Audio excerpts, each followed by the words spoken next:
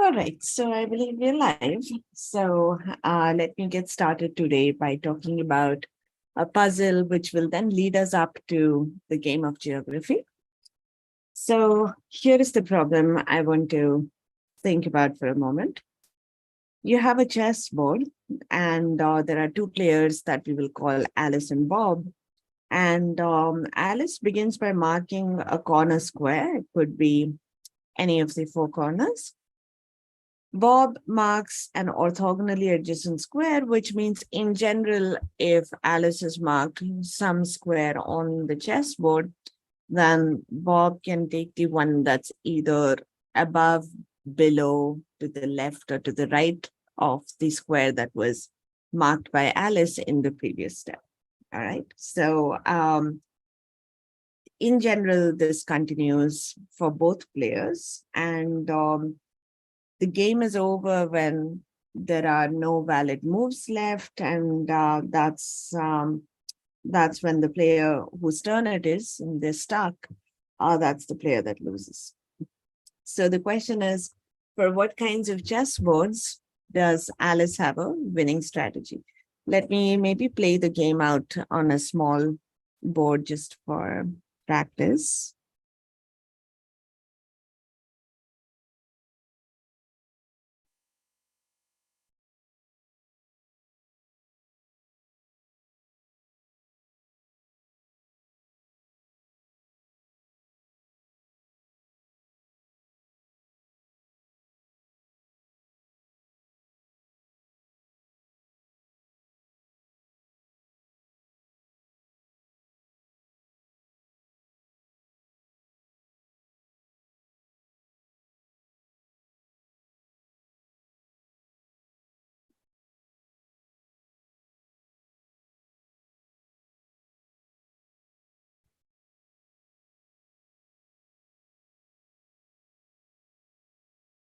All right, so here is a board, and let's denote Alice's moves by green and Bob's moves by blue.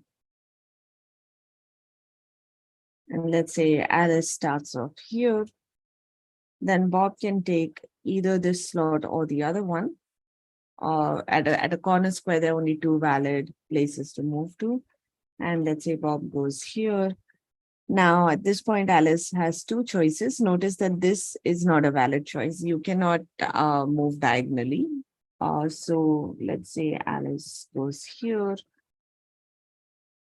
Bob responds by going here, perhaps. Alice responds by doing this. And at some point, you might want to start thinking about, what would be legitimate strategies. One thing is that you don't want to perhaps box yourself into a corner.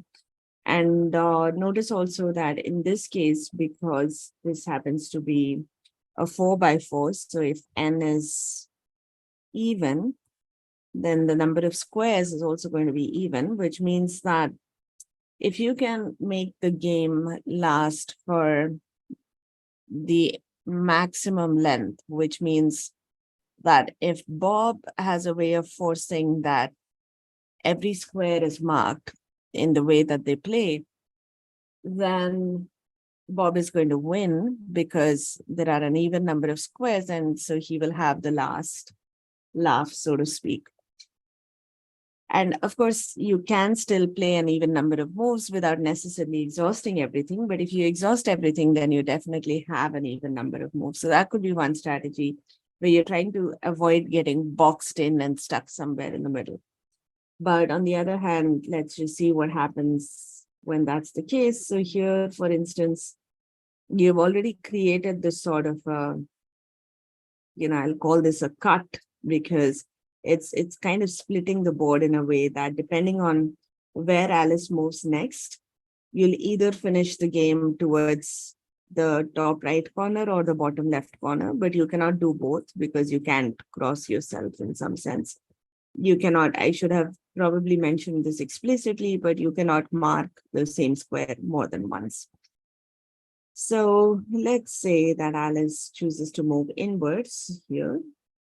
And now it's Alice's game because she makes the last move here. Okay, so now the question was, what's sort of a general strategy that can account for either a first or a second player win at large. So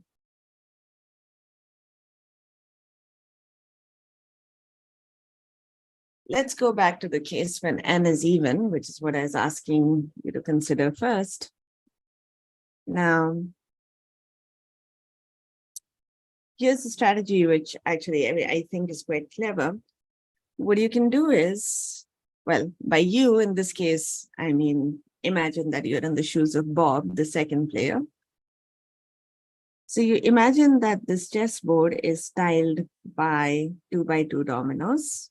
I'm going to use different colors here just so that it's clear what the boundaries are.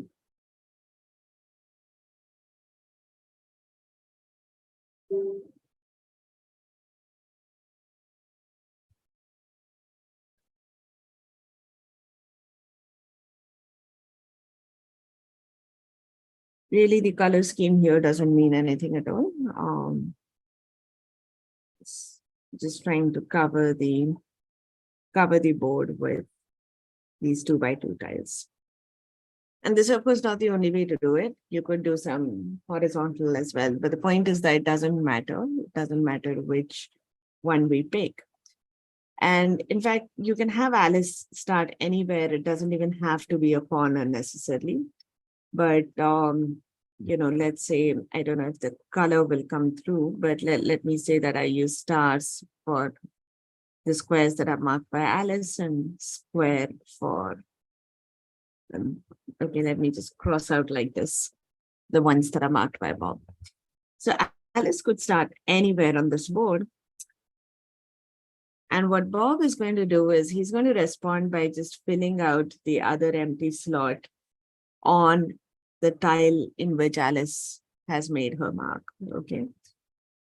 So the point is that the invariant that you will maintain going forward is that whenever it's Bob's turn, there'll be exactly one tile that's not fully marked, or that's for which one of the slots are marked. All the other tiles, these tiles are of course imaginary, but it's a useful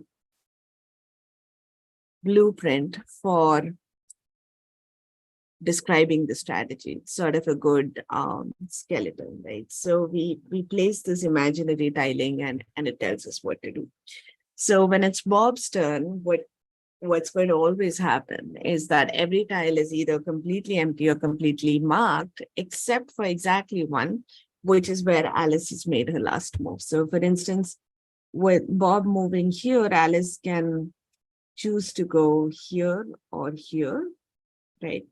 And it doesn't matter where she goes. Either way, you're going to have that the partner location in the corresponding tile is empty. So Bob is just going to go ahead and take that. So because Bob's move involves filling out that unique tile, which was exactly half filled, what's going to happen is when he hands the game back to Alice, she's in a situation where, of course, she doesn't necessarily see the tiling or the dominoes or anything. But the point is that when she makes a move, she is definitely making it in an empty tile. Okay, so in a pair of tiles where neither of them are filled.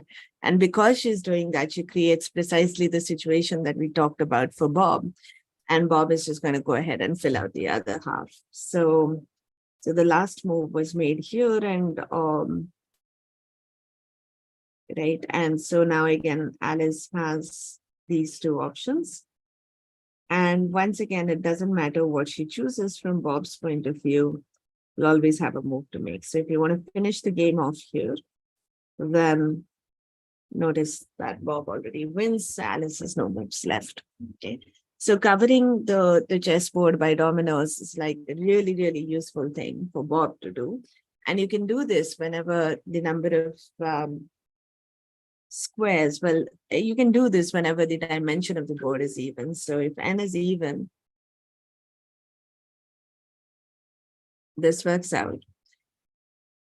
And if n is odd,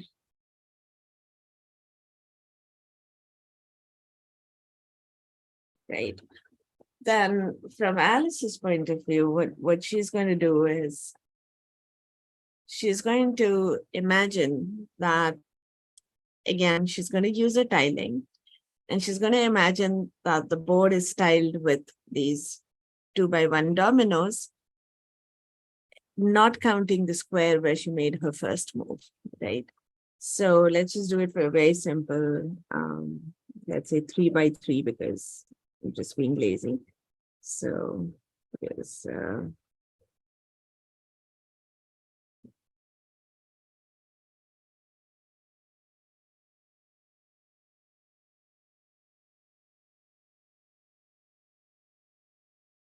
so let's say Alice moves in the top left corner square to begin with. Then what she's going to do is imagine that the rest of the board is tiled by 2x1 dominoes. And now this is almost in the spirit of strategy stealing, in the sense that the strategy that worked for Bob when n was even will now be workable in Alice's favor, because now whenever Bob makes a move, he's going to make it in a tile that's exactly half empty, and Alice can simply respond by continuing to fill out, the other half. So that's how this is going to go. In this case, Bob's moves are all forced because it's a tiny board, but notice that Alice has the win here. And again, the idea is also that, well, I mean, you don't necessarily fill out the board, but in this example, that's what's happening. And if the board is completely filled out this time because it's an odd number of squares, it's Alice who gets that extra square, and therefore the last move and the final win. Okay. So hopefully for the chessboard version of the game, it's clear what's going on, right? And now with that as sort of a warm-up puzzle, let's get to geography.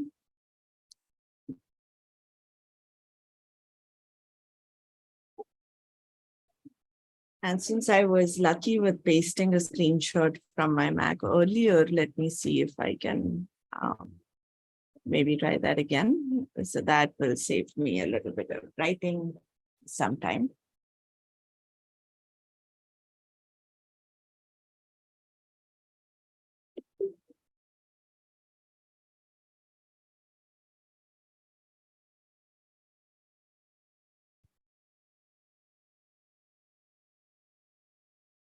All right. So like I said, geography seems like some sort of an American Antakshari, except it's with names of places. So, so I'm not sure how exciting this game is for somebody geographically challenged like myself. But the idea is that somebody starts off the game by naming a place, and then the next person whose turn it is to name another place whose first letter is the same as the last letter of the name that was given out by the previous player. As you can imagine, this does not have to be a two-person game necessarily. It can go around a table. And in practice, the person who gets stuck in terms of not being able to come up with a name is probably the point where the game ends. And now this is something that we are going to have to formalize a little bit. I mean, of course, you could think of this as a game on words.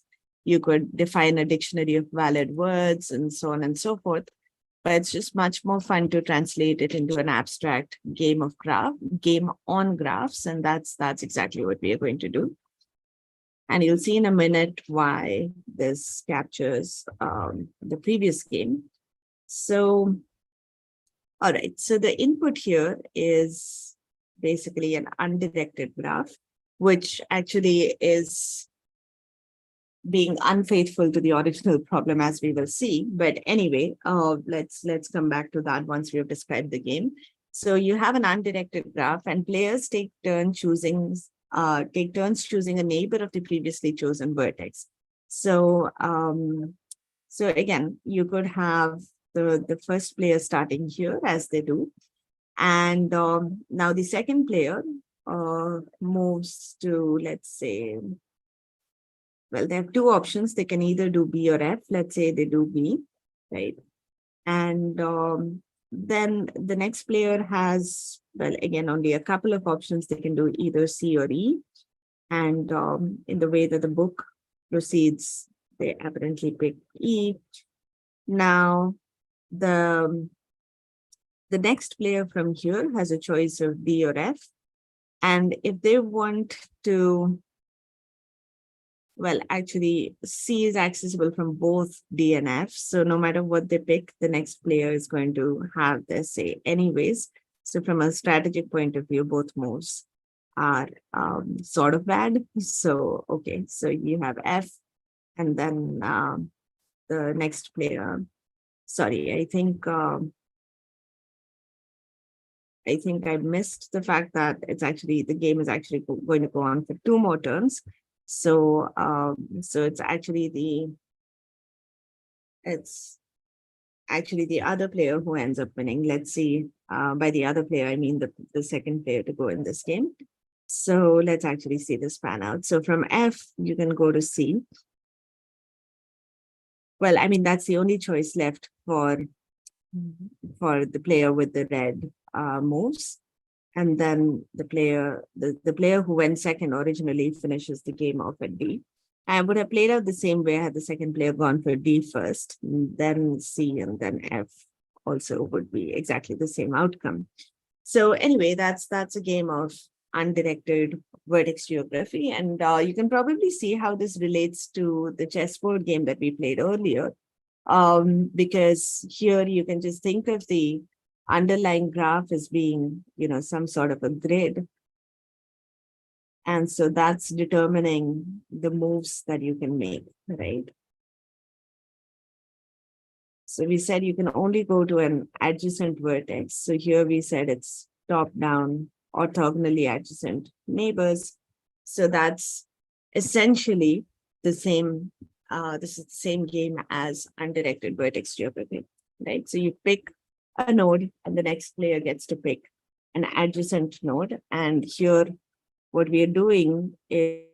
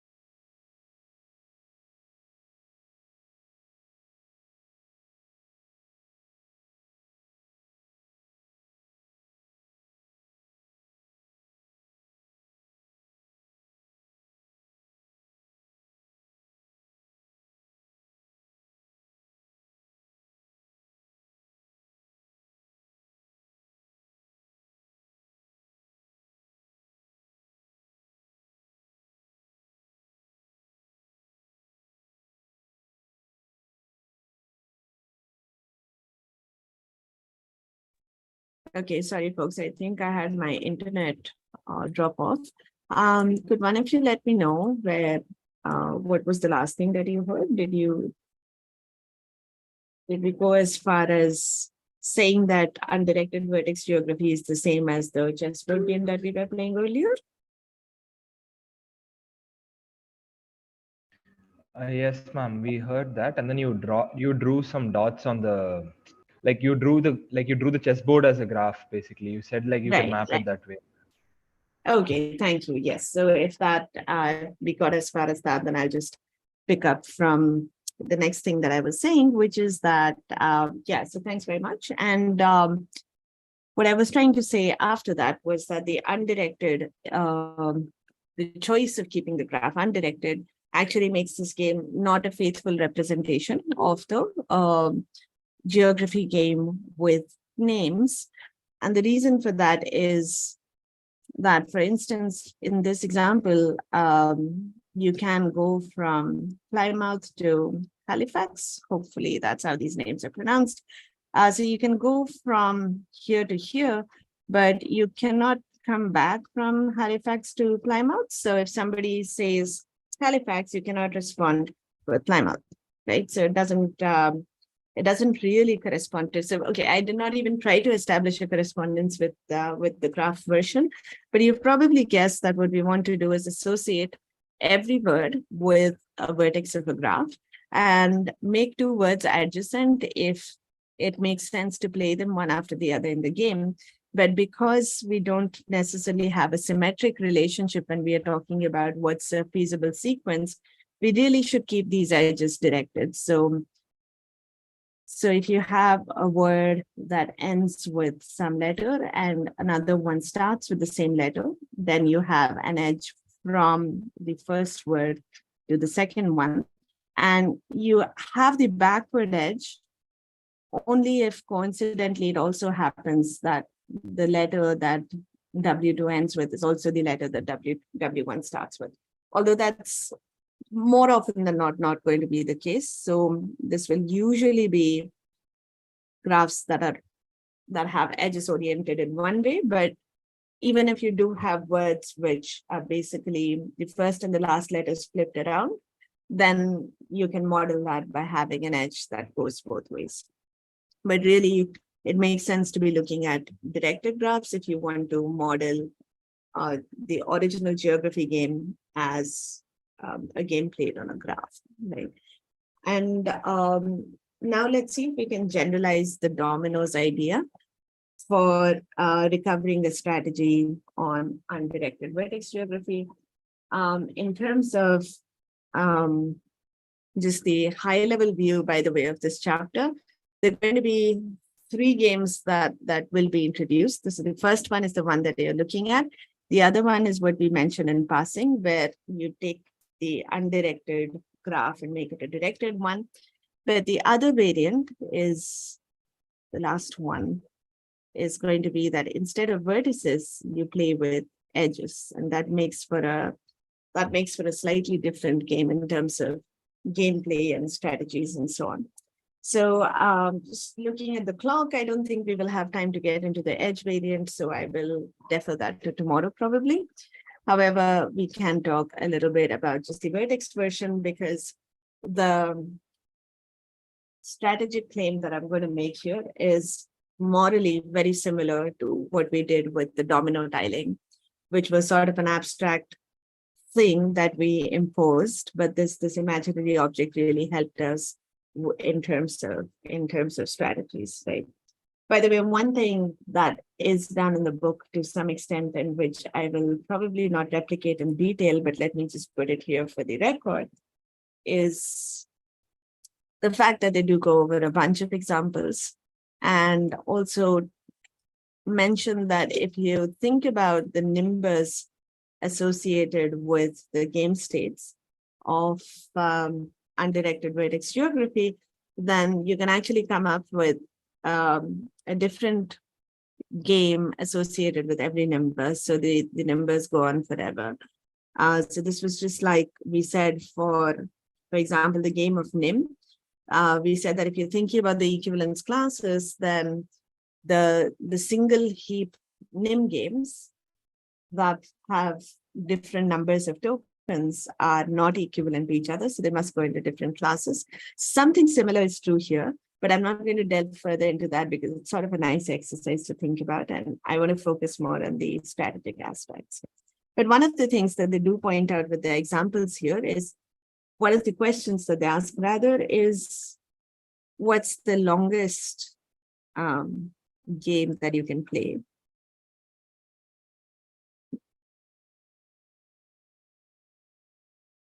So for a moment, let's set aside strategic issues. Although even on the chessboard, like I said earlier, in some situations when the number of squares in the board is even, then it's in Bob's interest to push the game to its completion. So if every vertex is played, then Bob wins because there are an even number of vertices. And or an even number of locations on the chessboard. In the language of graphs, you would say vertices. So that's, well, not necessarily the only strategy for pushing for a win. As we saw, Bob had a much simpler way for ensuring his win when the number of squares was even. But just think of this as like an exhibition match where you're trying to not necessarily go for the win, but you're trying to entertain your audience with the longest set or whatever. So as a purely combinatorial sort of a question, what is the longest you can stretch a game on any of these graphs? And what is pointed out is that G and H are examples of graphs that are called traceable. In other words, these are graphs that have a Hamiltonian path going through them. In fact, G even has a Hamiltonian cycle. I'd probably just embarrass myself if I try to draw it out and sort of get stuck, or maybe not. Well, it's close. This is a Hamiltonian path, not quite a cycle. And for a cycle, I should have perhaps done this differently. But okay, let's just settle for the path for now. And here the path is fairly visible. Here, well, it turns out that you can't hope to actually have a Hamiltonian path. And the reason for that is that you have these two vertices here, right in the center, which kind of break the graph up. So if you imagine removing these two vertices, then the graph falls apart into these four pieces here. And so if you wanted to have a path that visits every vertex, then, well, if it wants to go from, for example, a vertex in this piece to a vertex in this piece, it has to go via the green piece in the center. So the green piece in the center is like a hub or some sort of a bridge. You can't avoid it if you want to shift between paths, right? So the problem, however, now is that you have four paths. And so you're going to have to transit this bridge at least 3 times to make sure that you've actually reached all the 4 paths. But then the bridge itself has only 2 vertices on it. So if you transit the bridge 3 times, then you have definitely repeated a vertex. And remember that a Hamiltonian path does not repeat vertices. And similarly here, you do have this issue with a single cut vertex. But the good thing is that for a path, at least, you're safe by just transitioning the cut once and hopping over to the other side. You never need to come back. But if you want a Hamiltonian cycle, which is the one where the path loops back on itself, then there's no way that you can actually find one here, because you'll have to sort of come back through that cut vertex. And with J, again, you have reason to believe that it's not Hamiltonian because it's a bipartite graph with sort of an unequal number of vertices on both sides, to the point where, well, in this case, you can also do it by examination. But remember what's happening with a bipartite graph, which, by the way, I don't know if we have explicitly introduced them before, but as is perhaps visible here, and you may have guessed, it's a graph where the vertex set can be split into 2 independent sets. So all the edges go across these 2 paths. And so you can imagine that if you're a Hamiltonian path or cycle, you will have to basically go back and forth between the 2 paths. And in particular, you don't want to be in a situation where you're stuck. So even if you have sort of a complete bipartite graph, which means that movement across the paths is not a problem. Every edge is available to you, so you can always get out whenever you want to. If it's heavily imbalanced, what's going to happen is that you run out of vertices on one side, and then you're here and there's an extra vertex, and you have nothing to get back to. If the imbalance is like if you're off by just one, then you might get away with a path. But it's certainly going to be difficult to do a cycle, because for a cycle, you really need to you need to finish off where you started, which means that last step that you take is to a vertex that you've already visited, which means that the paths must be balanced, right? So yeah, I think the question of the longest game that's possible to play on a graph leads to this natural discussion about Hamiltonian paths and cycles.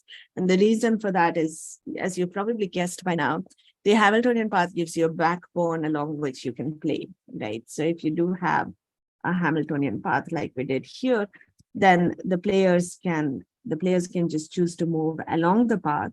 And that's the longest game that you can play in principle, where every vertex is played exactly once. So I think this was sort of a good excuse to take a bit of a detour into the question of Hamiltonian paths. In general, finding Hamiltonian paths is, of course, a computationally hard problem, but there are scenarios where you can, make these quick comments like we did here with the small separator, and there are some other characterization, but I shouldn't perhaps say characterization, seems like a stronger word than I intended. But there are conditions that you can come up with, like in the spirit of what we saw, to say that either that there is a path or there isn't one. Of course, it doesn't cover all possible scenarios, but it's still interesting to look at for various special cases.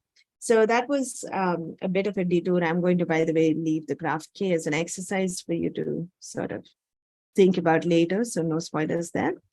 But yeah, it's kind of, it is interesting to think about like the longest that you can stretch this game. But let's come back to the more familiar question, the kind that we've been thinking about for the other games that we have seen so far, which is, when does the first player have a winning strategy? And remember, with the chessboard, what we said is that we want to cover everything with dominoes so that, whenever the previous player makes a move, we can sort of complete the other end. And the dominoes had this property that they covered every square exactly once.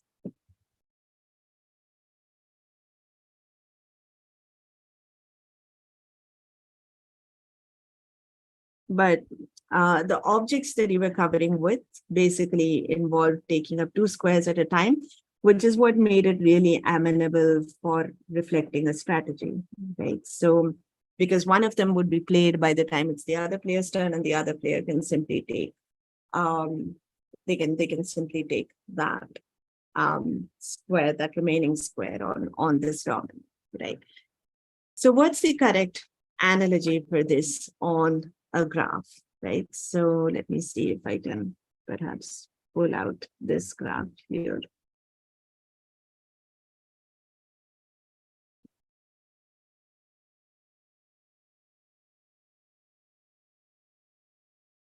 And the analog to covering by dominoes here would be covering by edges, because an edge is something that you can play the other end of, and it's sort of a 2-by-1 unit in the most natural sense.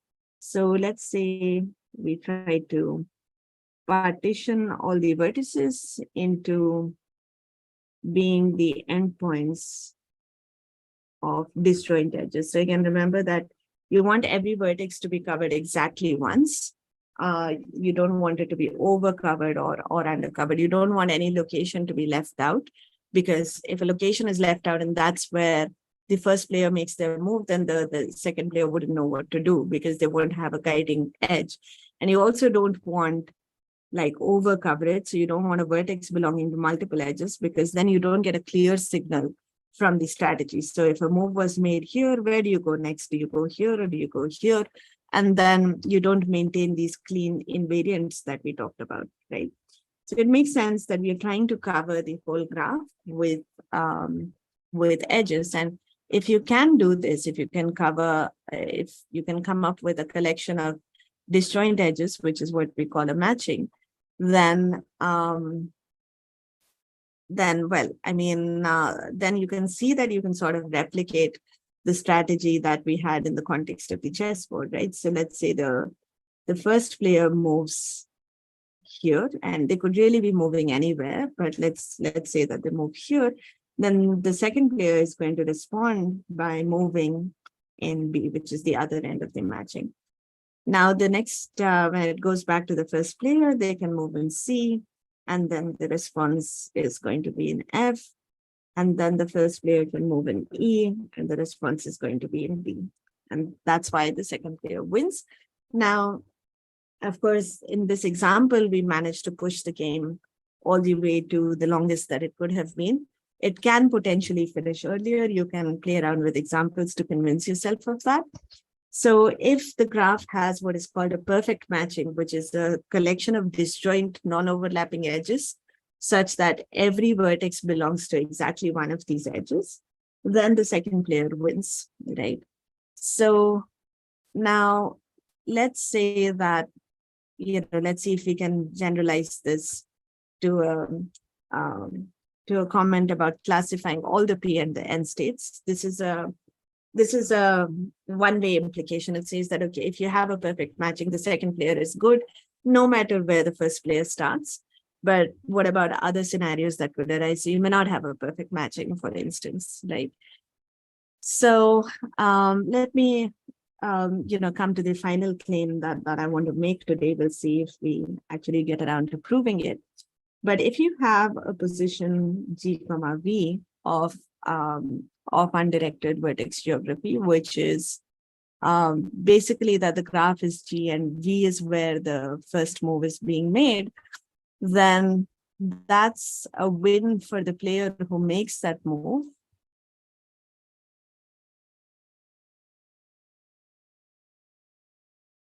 If and only if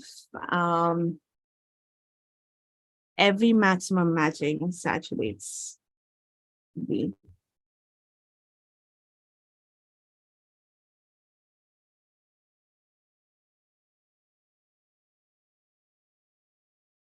There's probably a couple of terms that we haven't been explicit about.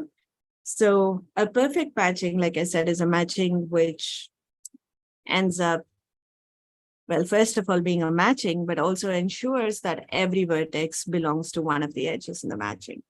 A maximum matching is simply a matching of the largest possible size in terms of the size of a matching being the number of edges in it. So if you have a perfect matching, that's always going to turn out to be a maximum matching because you cannot do better than it.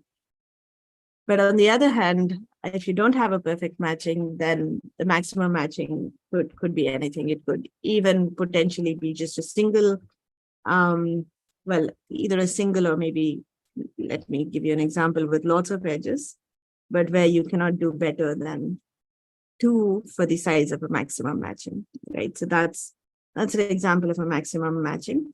You'll also, often see the word maximal being used. And that's a slightly different concept. A maximal matching is a matching that cannot be extended any further. So if you have a matching which has just this one edge, for example, you cannot add any more edges on top of it. But this matching is maximal without being maximum. So this is maximal, but not maximum. It's a bit ironic that I chose to abbreviate max when I wrote down the claim, because that could expand to either term. But here we really mean maximum. And let me just say that out loud. Okay. All right. So now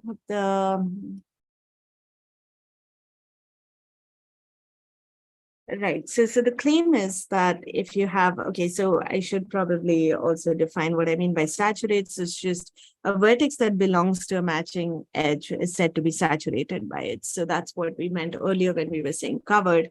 So in a perfect matching, every vertex is saturated because it belongs to one of the endpoints of all the edges that are available. And in general, if you have, possibly a smaller matching, you can still talk about vertices that are saturated by it. If you have a matching which is not a perfect matching, what will typically happen is that you have a bunch of vertices that are not touched by the edges of the matching that are sitting outside. And notice that if this is a maximum or even a maximal matching, either way, these vertices down here will induce an independent set, which is to say that you definitely don't expect to see any edges here, because if there was an edge like this, then you could have simply added it to this matching without any trouble. And that would contradict our assumption that that was a either a maximum or a maximal matching. It's just useful to know that everything outside of a maximal or maximum matching is an independent set, although it's a fact that we won't really use directly, right? So, so again, what happens when you do have a situation where every maximum matching contains the vertex V? So let's see, I want to say that this is going to be a current player win. And I actually, okay, I just noticed that we are at 1 o'clock right now, and I agree that this feels like a bit of a cliffhanger. But based on everything we've seen so far, where the idea of, in terms of a strategy, is often to basically pick the other endpoint of an edge that was marked by the other player. Hopefully, the fact that if you have a perfect matching, then the other player wins is clear. That's just lifting the argument that we had from the chessboard puzzle to generalized graph geography on undirected graphs. And I'd just like to welcome you to try and see how you can convert this into, like, you can forget about the claim that's being made here, if you like, just see if you can push your own intuition for when does the first player win, and you can constrain it based on the vertex where the starting move was being made or not. But essentially, it's what I can promise you is that the ideas at play for characterizing the N positions or the P positions are ideas that we have seen and what we have discussed so far. So what is left is just putting everything together and coming up with a formal argument. And I think there are, of course, a couple of pieces that have to fall in place. So I think it's good food for thought to stop at, so that you can get to some literal food at this point. So let me call it a day with the discussion for now and stop the